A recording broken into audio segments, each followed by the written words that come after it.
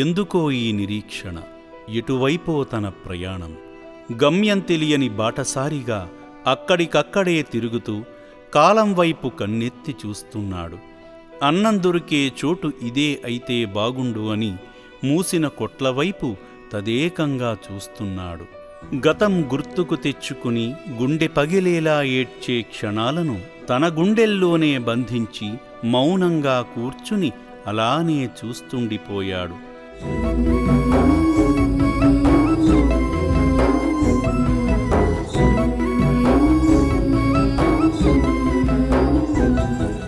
అతని జీవితం ఇలా మారడానికి కారణాలను వెతుక్కుంటున్నాడు. తన అయోమయ పరిస్థితి తనకే అర్థం కాక తనకు తానే బదులిచ్చుకుంటున్నాడు. మౌనమే శాశ్వత పరిష్కారమని నేలకు తలను చూపుతూ బాధను కళ్లలో వ్యక్తపరుస్తున్నాడు.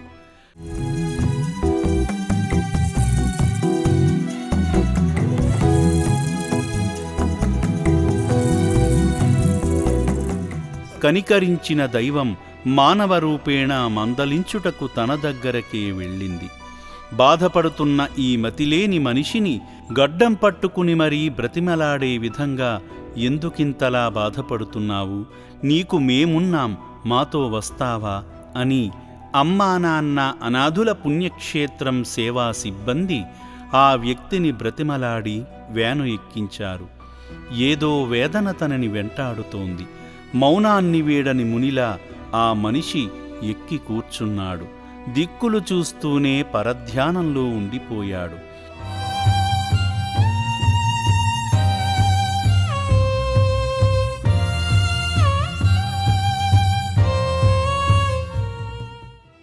వ్యాను వచ్చి శ్రీ పుణ్యలింగేశ్వర స్వామి ఆలయ ప్రాంగణంలో ఆగింది.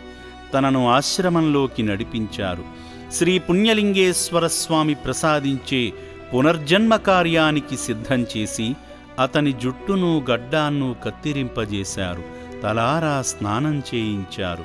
ఇప్పుడు తను మామూలు మనిషిగా అచ్చం మనలాగే ఎలా కనిపిస్తున్నాడో చూడండి. ఇదంతా ఆ ఈశ్వరుని లీలే.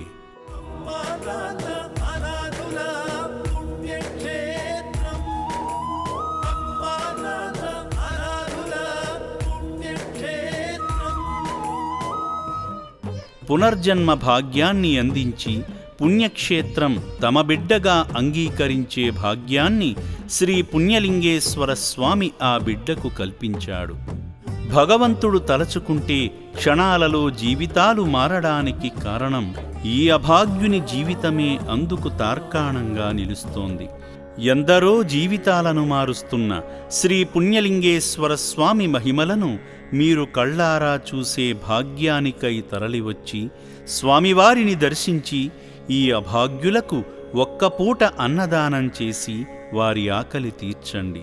శ్రీ పుణ్యలింగేశ్వర స్వామి ఆశీస్సులు మీకు, మీ కుటుంబానికి సదాకాలం తోడై నిలుస్తాయి. సర్వే జనాః సుఖినో భవంతు.